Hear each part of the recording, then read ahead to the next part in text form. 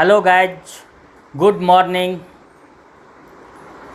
आप सबका आशीष physics academy में स्वागत है।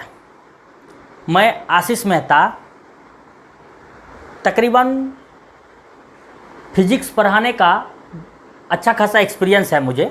मैं तकरीबन बहुत सालों से मैं फिजिक्स पढ़ा रहा हूँ, 11th 12th बीएससी को भी, सम टाइम एमएससी वाले को भी, जो कि एमएससी फिजिक्स करते हैं, बीएससी फिजिक्स ऑनर्स रखते हैं।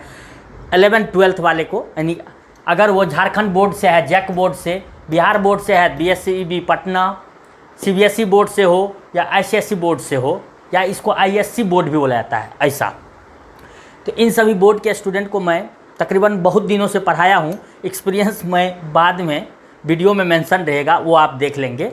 फ़िलहाल आज फर्स्ट लेक्चर है, जो कि हमने सोचा अभी जो 10th क्लास बच्चे पास किए हैं,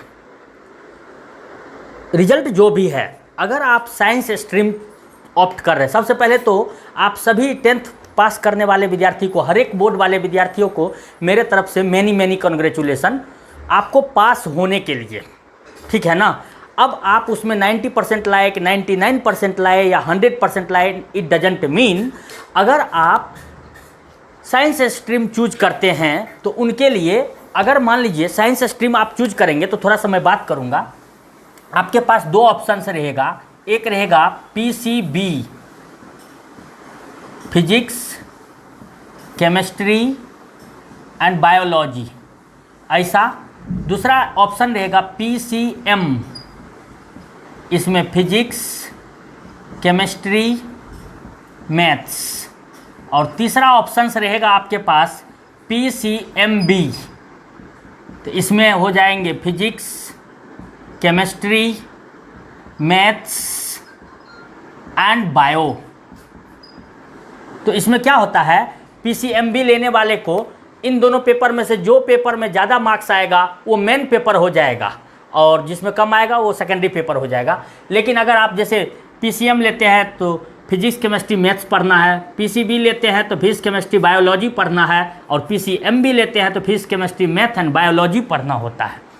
देखिए, जिनका अगर टारगेट है आगे चल के साइंस लेके पढ़ने के बाद आप आगे अगर मेडिकल फील्ड में जाना चाहते हैं, मेडिकल फील्ड में जाना चाहते हैं, या आप आईआईटी जाना चाहते हैं, या डिफरेंट इंजीनियरिंग कॉलेज जाना चाहते हैं, आप डिफरेंट इंजीनियरिंग कॉलेजेज जाना चाहते हैं आप, यानी कि बीटेक करना चाहते हैं, यहाँ बीटेक करना चाहते हैं, और इसमें आप मेडिकल में एमबीबीएस में एडमिशन लेना चाहते हैं, यानी नीट एंट्रेंस एग्ज़ाम जो कॉमन होता है आजकल सभी मेडिकल एंट्रेंस एग्ज़ाम के लिए, वो आप अगर देना चाहते हैं तो आपको यहाँ से देखिए, तो तब अगर आप सपोज मानिए कि आप मेडिकल में जाना चाहते हैं तो ये वाला स्ट्रीम चाहिए आपको।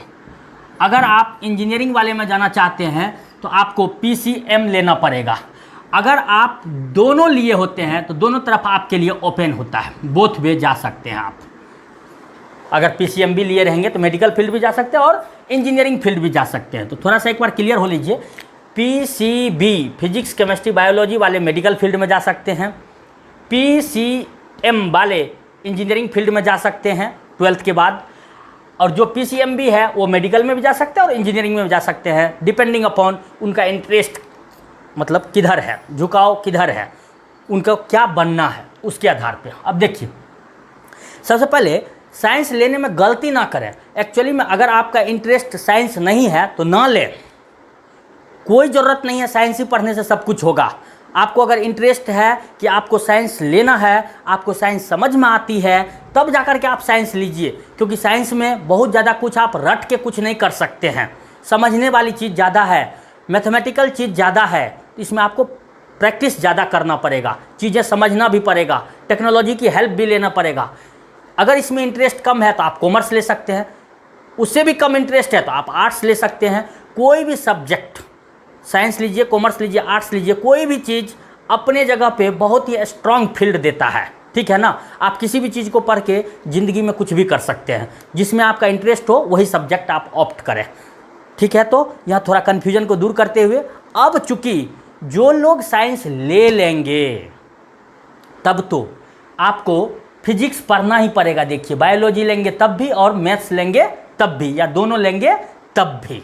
तो आपको फिजिक्स पढ़ना है और केमिस्ट्री उसी तरह से पढ़ना। फिजिक्स केमिस्ट्री कॉमन पेपर होता है जो कि पढ़ना ही पढ़ना होता है। तो अब देखिए, अब हम लोग आज जो बात करने वाले हैं क्लास 11th के लिए फिजिक्स के बारे में बात करने वाले हैं। तो फिजिक्स के बारे में और भी अगर इन चीज़ों से रिलेटेड, आपको करियर से रिलेटेड, सब्जेक्ट को ऑप्ट करने से रिलेटेड कोई भी समस्या हो तो आप हमको मैसेज कीजिएगा, वीडियो के नीचे कमेंट कीजिएगा, तो मैं आपके लिए एक स्पेशल वीडियो बना दूंगा कि साइंस लेने के बाद आप क्या क्या कर सकते हैं, कहाँ कहाँ आपका करियर है। समझ में आई बात ना? ये सब के लिए एक डिटेल्ड वीडियो में बना दूंगा। अगर आप इंटरेस्टेड होंगे, इन चीज़ों की आपको ज़रूरत होगी तो आप ज़रूर से बोलिएगा, कमेंट कीजिएगा, मैं ज़रूर से ज़रूर उस पर एक वीडियो बना दूंगा, स्पेशल वीडियो। फिलहाल आज के लिए हम लोग जो स्टार्ट करने वाले हैं गाइज, वो है physics for class 11th of any board like Jharkhand academic council, जो जैक बोर्ड से पढ़े गए हैं, या जो बिहार, यहाँ से देखिए Bihar school examination board Patna, यानी कि बिहार बोर्ड से जो पढ़ेंगे, सीबीएसई बोर्ड से जो पढ़ेंगे, या आईसीएसई बोर्ड या आईएससी बोर्ड से जो पढ़ेंगे। तो सबसे पहले सेकेंड चैप्टर से हम लोग आज स्टार्ट करेंगे। फर्स्ट चैप्टर का थोड़ा सा इंट्रो बात कर देंगे आपको। फिजिक्स में एक बात जानना है कि 11th क्लास में 70 मार्क्स का 70 मार्क्स का आपको एग्ज़ाम होगा, थ्योरी एग्ज़ाम, और 30 मार्क्स का आपके लिए प्रैक्टिकल होगा। ठीक है, ये प्रैक्टिकल होगा। तो देखिए, हम लोग जो यहाँ पढ़ेंगे वीडियो में, वो एक्चुअली में अभी फ़िलहाल 70 मार्क्स के लिए हम लोग प्रिपरेशन करेंगे, और ये 30 मार्क्स के लिए भी हेल्पफुल होगा वो, क्योंकि इन्हीं चीज़ों पे आपको एक्सपेरिमेंट वगैरह अगर करना हो तो उसमें आपको थियोरेटिकल नॉलेज यहाँ दिया जाएगा, और एक्सपेरिमेंटल आपके कॉलेज में, स्कूल में, जहाँ कहीं भी आप एडमिशन लिए वहाँ आपको कराया जाएगा। या फिर आप आशीष एकेडमी फॉर फिजिक्स अगर आप ज्वाइन करेंगे तो उसमें हम लोग एक्सपेरिमेंटल भी कराने की कोशिश करेंगे in the offline classes. Online में उतना मुमकिन नहीं है। तो अभी फ़िलहाल तो मैं ऑनलाइन क्लास इसलिए ले रहा हूँ क्योंकि अभी मुमकिन भी नहीं है ऑफलाइन क्लासेस लेना, इसलिए थोड़ा आपको कुछ हेल्पफुल हो जाए और आपको अच्छे लगे तो बाद में देखेंगे आप क्या डिसाइड करते हैं। ऑफलाइन चाहेंगे तो आप ज्वाइन कर सकते हैं। यहाँ जो मैं आपको पढ़ाऊँगा वो एक्चुअली में वो बायलैंग्वेज होने वाला है, बायलैंग्वेज, ठीक है ना। बोलने का मतलब है वो इंग्लिश एंड हिंदी दोनों में होने वाला है। तो देखिए, हिंदी में मैं समझाऊंगा अच्छे से आपको चीज़ें, इंग्लिश में डिक्टेट करके, और नोट्स इंग्लिश में होंगे, नोट्स इंग्लिश में होंगे। मैं हिंदी उसका डिक्टेट कर दूंगा, आपको अगर मन होगा तो आप नोट कर सकते हैं।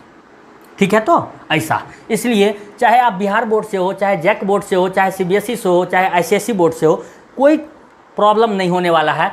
आपका 10th हिंदी मीडियम भी रहा है तो भी आप इंजॉय करेंगे क्लासेस को। बिहार बोर्ड, जैक बोर्ड में 10th हिंदी मीडियम भी हो जाता है, तो वो भी लोग इंजॉय करेंगे और पूरा समझ में आएगा। एक्चुअली में आपको थोड़ा पेशेंस रखना है, पेशेंस रखिए और नए वातावरण को में घुलने मिलने की कोशिश कीजिए, तो ज़्यादा मज़ा आने वाला है आपको।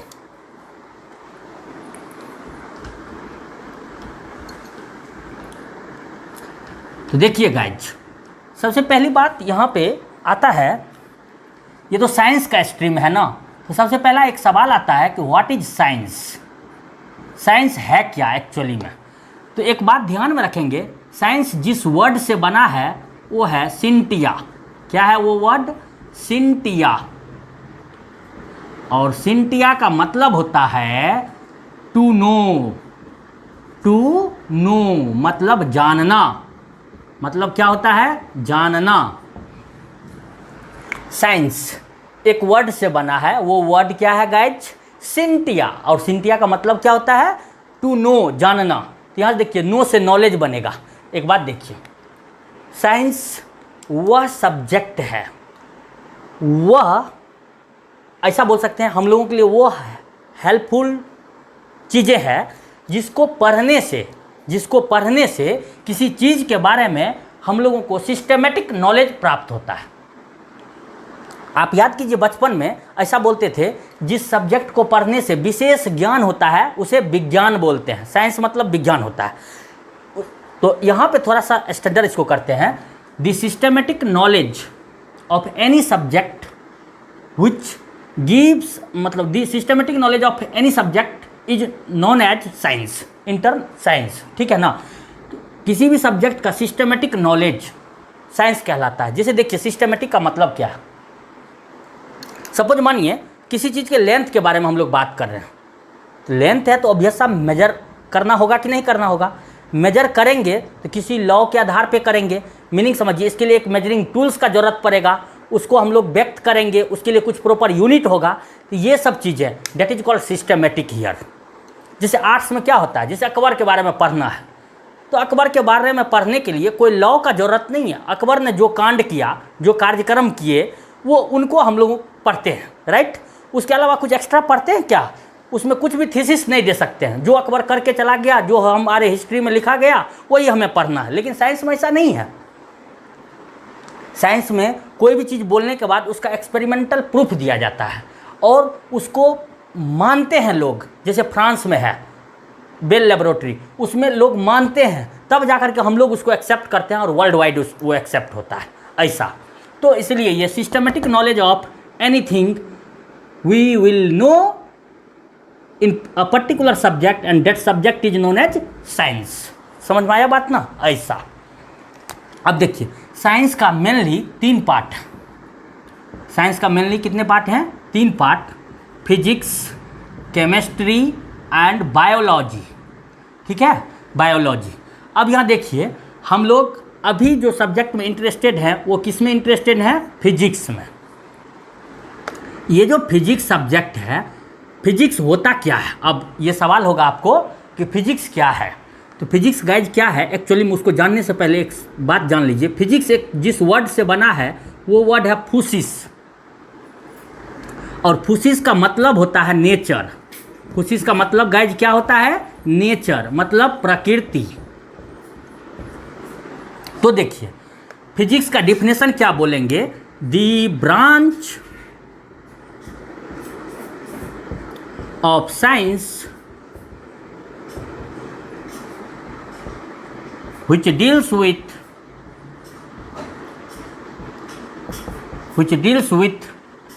the study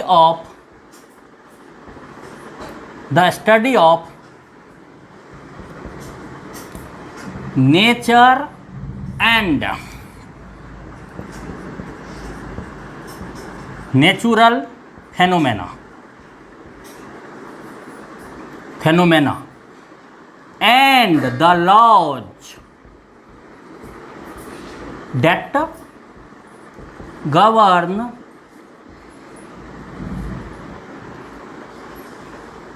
these phenomena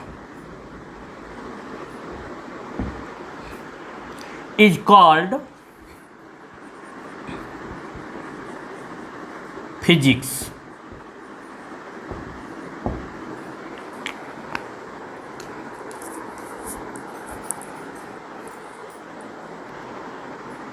तो गाइज देखिए फिजिक्स एक फूसिस वर्ड से बना है जिसका मीनिंग होता है नेचर, मीन्स प्रकृति। तो इसका डेफिनेशन हम लोग कैसे बोल रहे हैं? द ब्रांच ऑफ साइंस, विज्ञान की वह शाखा, विच deals with the study of, जिसके अंतर्गत हम लोग अध्ययन करते हैं, ऑफ नेचर मीन्स प्रकृति, एंड नेचुरल फेनोमेना, प्राकृतिक घटनाएं, एंड द लॉज और नियम, डेट गवर्न दिज फेनोमेना, इन घटनाओं को समझने में जो नियम मदद करता है उन्हें भी पढ़ते हैं। तो वैसे ब्रांच को क्या बोलते हैं? साइंस के ब्रांच को इज कॉल्ड फिजिक्स। तो होपफुली जो लोग हिंदी में भी पढ़े हैं उसके लिए क्लियर होगा। इंग्लिश टफ नहीं है, वेरी इजी है, हिंदी से भी ज़्यादा इजी। देखिए यहाँ the branch of science which deals with the study of nature and natural phenomena and the laws that govern these phenomena is called physics। Guys समझिए, अगर आप शॉर्टकट में ऐसे डिफिनेशन बोले the branch of science which deals with the study of nature and natural phenomena is called physics, मज़ा नहीं आएगा। इसका मतलब ये है कि आप पूरी बातें नहीं बता रहे हैं, क्योंकि नेचर, प्रकृति और प्राकृतिक घटना को समझने के लिए नियम का ज़रूरत पड़ता है। क्योंकि बड़े बड़े साइंटिस्ट आए हैं, न्यूटन साहब, आइंस्टीन साहब, इन लोगों को, मैक्स प्लांक साहब, डिब्रोगली, इन सब चीज़ों को, इन सब लोगों को जानने के लिए, आदर देने के लिए टर्मिनोलॉजी ऐड कीजिए, क्योंकि उनके बिना हम लोग फिजिक्स पढ़ भी नहीं सकते हैं। अगर वो लोग नहीं होते तो आज फिजिक्स हम लोग समझ भी नहीं पाते। तो उन लोगों का नाम भी बड़ी रेस्पेक्ट के साथ लेना है, क्योंकि वो आदरणीय है लोग, रेस्पेक्टफुल पर्सन है वो लोग, गॉड ऑफ फिजिक्स हैं, गॉड फादर ऑफ फिजिक्स हैं, ऐसा। तो उन लोगों के टर्मिनोलॉजी को भी ऐड करना पड़ता है। समझ में आया बात? तो वेरी इजी है ना गाइज, वेरी इजी है definition. The branch of science which deals with the study of nature and natural phenomena and the laws that govern these phenomena is called physics. Very simple ना, very simple. विज्ञान की वह शाखा जिसके अंतर्गत प्रकृति और प्राकृतिक घटनाओं के बारे में अध्ययन करते हैं और साथ ही साथ उन घटनाओं को समझने के लिए जिन नियम का ज़रूरत पड़ता है उसे भी पढ़ते हैं। उसी साइंस विज्ञान के उस ब्रांच को भौतिकी बोलते हैं या भौतिक शास्त्र बोलते हैं। समझ में आया गाइज? Very simple. अब हम लोग जो स्टार्ट करेंगे यहाँ वो चैप्टर 2 से स्टार्ट करेंगे। अब फिजिक्स को जानने के बाद, फिजिक्स का डिफिनेशन जानने के बाद हम लोग चैप्टर 2 से स्टार्ट करेंगे। चैप्टर 1 में यही सब इंट्रोडक्शन है कि साइंस क्या होता है, साइंस के कितने पार्ट्स होते हैं, ये फिजिक्स क्या है, डिफरेंट डिफिनेशंस वगैरह वगैरह, यही इंट्रोडक्शन। ये कभी टाइम मिलेगा तो हम लोग लास्ट में करेंगे, उसकी उतनी ज़रूरत नहीं है अभी फ़िलहाल ये डिफिनेशन काफ़ी है और हम लोग आगे की ओर बढ़ेंगे चैप्टर 2 से। तो देखिए गाइज, एक बात आपको समझना क्या है, यहाँ जो हम आपको पढ़ाएंगे उसमें एनसीईआरटी जो सीबीएसई सिलेबस में प्रिस्क्राइब बुक है और जैक बोर्ड में भी, बिहार बोर्ड में भी, ये जो टेक्स्ट बुक है उसके हम जो पढ़ाएंगे आपको, जब आप उसको पढ़ेंगे तो अच्छे से आपको समझ में आएगा, उसके हर एक न्यूमेरिकल आपसे बनने सकेंगे। इस तरह से हम आपको नोट्स कराएंगे। इसके अलावा आप एनसीईआरटी के अलावा बुक देख सकते हैं फिजिक्स के लिए, concept of physics by H C. Verma. ठीक है, वर्मा साहब बहुत ही अच्छे लिखे हैं फिजिक्स, कॉन्सेप्ट ऑफ फिजिक्स। उनकी बुक आज तक नहीं बदली है, जो वो लिखे थे हम लोग भी पढ़े थे, हम लोग के जूनियर भी पढ़े, उसके जूनियर पढ़े, उसके जूनियर पढ़े और अब आप पढ़ेंगे। ठीक है ना? तो बुक बहुत अच्छी है, वो हो गया। और इजी लेवल में अंडरस्टैंडिंग के लिए आप प्रदीप फिजिक्स फॉलो कर सकते हैं, ABC फिजिक्स फॉलो कर सकते हैं। ये सब फिजिक्स की बुक है, आप पढ़ सकते हैं। ये सब बहुत अच्छी बुक है जिसमें कि आपको अंडरस्टैंडिंग, फिजिक्स को समझने का जो तरीका है वो समझ में आएगा कि फिजिक्स कितना इजी है। अगर हम लोग समझ के करें तो कितना मज़ा आता है फिजिक्स करने में, ये चीज़ें आपको समझ में आएगा ऐसा। तो हम लोग स्टार्ट करेंगे अब चैप्टर 2 से। चैप्टर 2 है क्या वो देखते हैं गाइज हम लोग।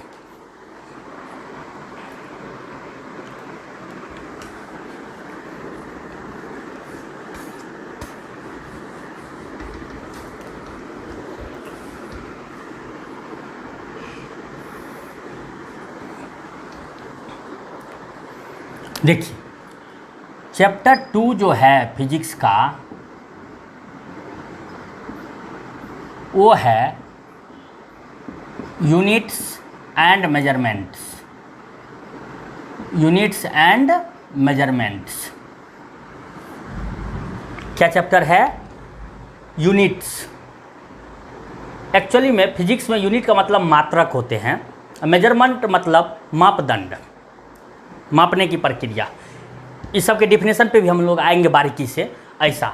ये है चैप्टर 2 और यहाँ से स्टार्ट करना उचित रहेगा हम लोगों के लिए और अंडरस्टैंडिंग भी हम लोगों का इसमें डेवलप करेगा। तो गाइज देखिए, सबसे पहले जो हम लोग बात करेंगे, सबसे पहला टॉपिक जो आता है वो आता है system of unit. System of units.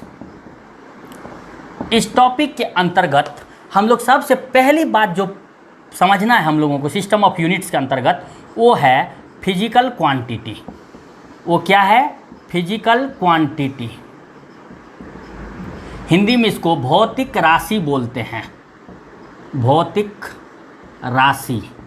तो गाइज हम लोग आज कुछ ऐसा अच्छे से डिफिनेशन सीखने की कोशिश करेंगे, क्योंकि कभी आप जब बुक पढ़ेंगे ना तो बहुत अच्छे से आपको डिफिनेशन समझ में आ नहीं पाती है, जिसके वजह करके आप चीज़ें क्लियरली नहीं बता पाते हैं। और जब कभी भी आप वाइवा होगा, आपका इंटरव्यू वगैरह होता है लैब वगैरह में, आप अच्छे से अगर व्यक्त नहीं, एक्सप्रेस नहीं कर पाए चीज़ें को, तो आपको अच्छे मार्क्स नहीं मिलेंगे।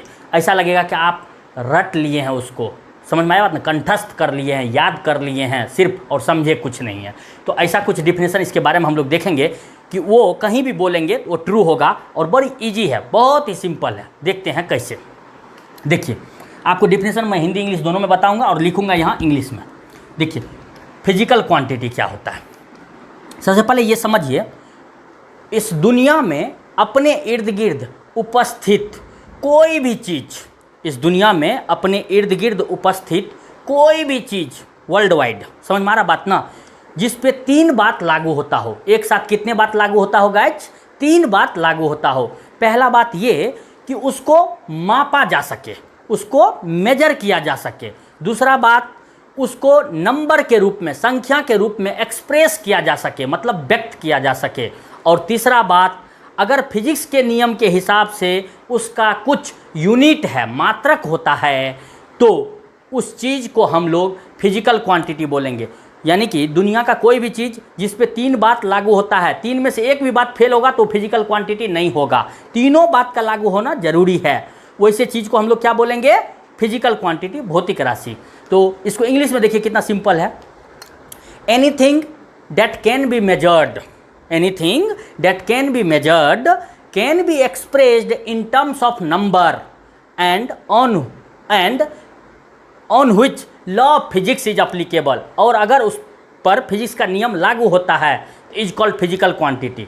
या सिंपल एक और तरीके से इसको बोल सकते हैं, anything that can be measured can be expressed in terms of number and that thing is having units as per physics law is called physical quantity. तब उसको बोलेंगे हम लोग भौतिक राशि। अगर तीनों में से एक भी लॉ फेल होता है तो वो भौतिक राशि नहीं कहलाएगा। जैसे पहले डिफिनेशन लिख देते हैं, फिर जैसे धीरे धीरे, क्योंकि आज स्टार्ट ही किए हैं। Anything that can be measured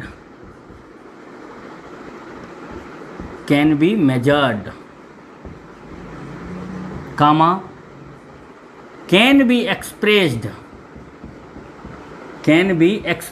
expressed means व्यक्त करना, can be expressed in terms of number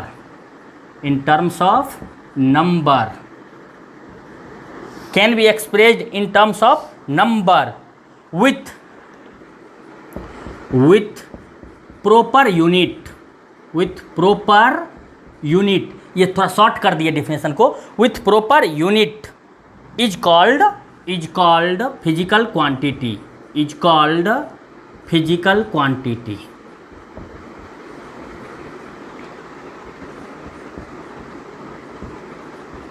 तब उसे भौतिक राशि बोलेंगे। देखिए, कोई भी चीज़ जिसको मापा जा सके, नंबर के रूप में व्यक्त किया जा सके, और उसका कुछ खास यूनिट हो, with proper unit is called physical quantity. उसको हम लोग क्या बोल देंगे?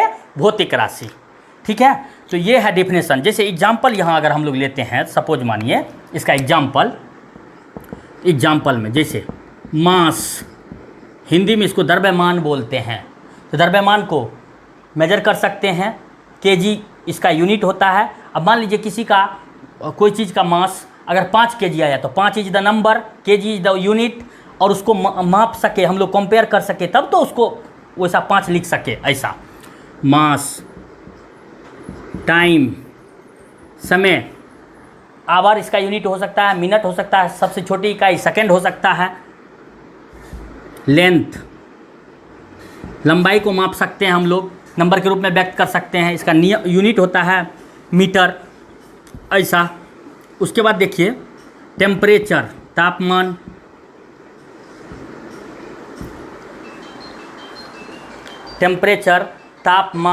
उसके बाद हम लोग देख सकते हैं यहाँ गाइज टेम्परेचर, तापमान। नेक्स्ट हम लोग देख सकते हैं इलेक्ट्रिक करंट हम लोग देख सकते हैं गाइज। लुमिनस इंटेंसिटी हम लोग देख सकते हैं गाइज। अमाउंट ऑफ सब्सटेंस, पदार्थ की मात्रा, अमाउंट ऑफ सब्सटेंस, पदार्थ की मात्रा, इसको हिंदी में बोलेंगे ETC। इस तरह से ढेर सारा। देखिए, मास द्रव्यमान, टाइम समय, लेंथ लंबाई, टेम्परेचर तापमान, इलेक्ट्रिक करंट विद्युत धारा, ल्यूमिनस इंटेंसिटी ज्योति तीव्रता, अमाउंट ऑफ सब्सटेंस पदार्थ की मात्रा, ये सब है एग्जाम्पल। अब देखिए, अब आप बोलेंगे ना कि सर कुछ वैसे भी चीज़ों का एग्जाम्पल बोलिए जो भौतिक राशि नहीं है। तो अब जैसे देखिए, आप डिफिनेशन में क्या बोले, कोई भी चीज़ जिसको मापा जा सके, नंबर के रूप में व्यक्त किया जा सके और उसका प्रॉपर यूनिट हो, तभी उसको आप भौतिक राशि बोलेंगे, अदरवाइज उसको भौतिक राशि नहीं बोल सकते। अब जैसे देखिए, हम कोई जोक्स आपको सुनाएंगे, आप खिलखिला के हंस पड़ेंगे, तो आपको खुशी हुई ना जोक्स सुन के।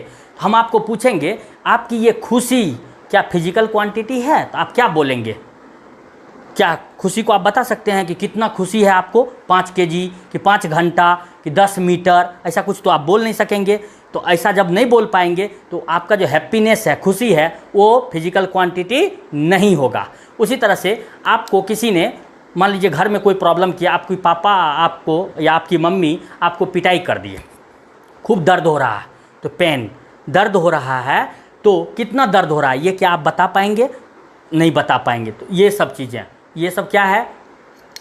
फिजिकल क्वांटिटी नहीं है। हैप्पीनेस, पेन, ये सब फिजिकल क्वांटिटी नहीं है, क्योंकि ये मेजरेबल नहीं है, नंबर के रूप में एक्सप्रेसेबल नहीं है, और इस पे इसका कोई यूनिट भी नहीं होता है। इस वजह करके ये सिर्फ महसूस किया जा सकता है, तो महसूस करने से कोई फिजिकल क्वांटिटी नहीं हो सकता है। तो इसलिए इस तरह से याद रखेंगे हम लोग। फिजिकल क्वांटिटी का डिफिनेशन गाइज होपफुली समझ में आपको आया होगा बेहतर। Right guys? राइट।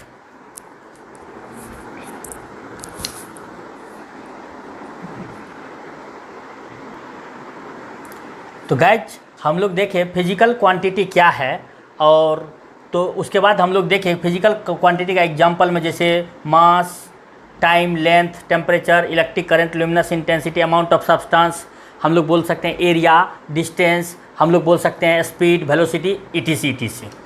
अब एक दो एग्जांपल ऐसा भी दिए जो कि फिजिकल क्वांटिटी नहीं है, जैसे हैप्पीनेस, पेन, क्योंकि इसको हम लोग मेजर नहीं कर सकते हैं, नंबर के रूप में व्यक्त नहीं कर सकते, इसका कुछ यूनिट नहीं होता है, इस वजह करके। अब है टाइप्स ऑफ फिजिकल क्वांटिटीज। तो देखिए गाइज, फिजिकल क्वांटिटी जो होते हैं वो 3 तरह के होते हैं मेनली, जो हम लोग के सिलेबस में पढ़ना है। वो है फंडामेंटल फिजिकल क्वांटिटीज, हिंदी में इसको बोलते हैं मूलभूत भौतिक राशि।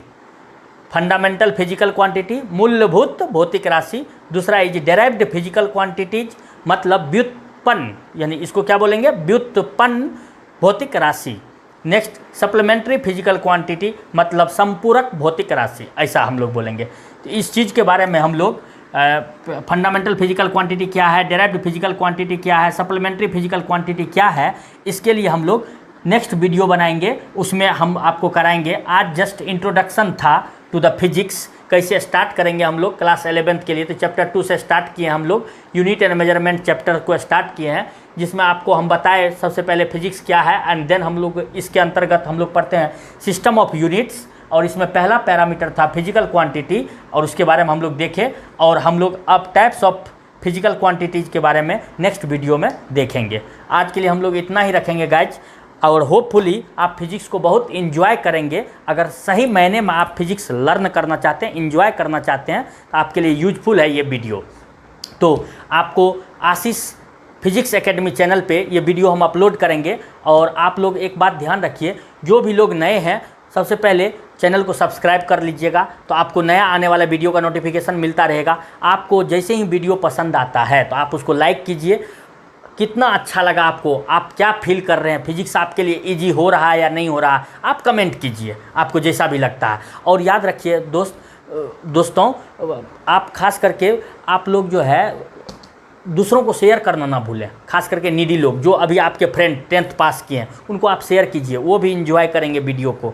और फिर हम लोग नेक्स्ट वीडियो आपके लिए लेकर आएंगे, रेगुलर वीडियो आपके लिए रहता रहेगा, और मज़ा करेंगे, आप पूरा इंजॉय करेंगे फिजिक्स है क्या एक्चुअली में। तो आज के लिए हम लोग इतना ही रखते हैं। बहुत बहुत धन्यवाद। Thank you.